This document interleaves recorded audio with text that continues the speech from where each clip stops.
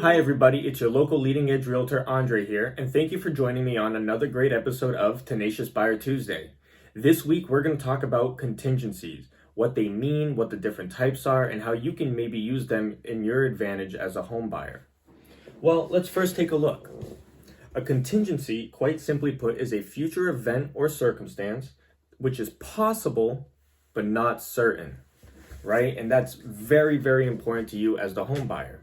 So, it's important to know the different types of contingencies available at your disposal when considering which ones might be the best for you and your situation.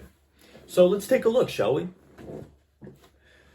The very first one is a mortgage contingency, which quite simply put means you cannot proceed with the purchase of the home unless your lender approves of your mortgage, and that's how you obtain the financing. The second one is a title contingency. So the title must be delivered clear without any liens or holds on it, and that is mainly part of the seller's responsibility to ensure for the buyer.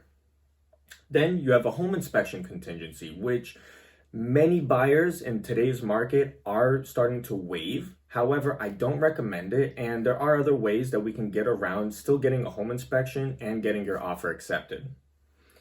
We also have what's called a home sale contingency. This simply means that the purchase of this new home relies directly on the sale of the home you currently are living in. If you're lucky enough to not have a home sale contingency, it can put your offer to be much more attractive when compared to other buyers. You can also have your appraisal contingency. Simply, if the home does not appraise at what the value was set at, either party can back out.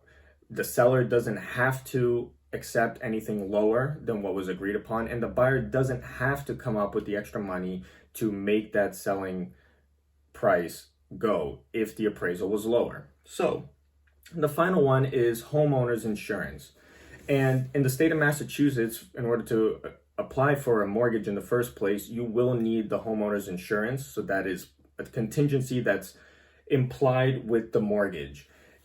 There might be some situations where you don't, but in order to really break those down and figure out what the best strategy for you moving forward and what some of these contingencies you might actually use for yourself.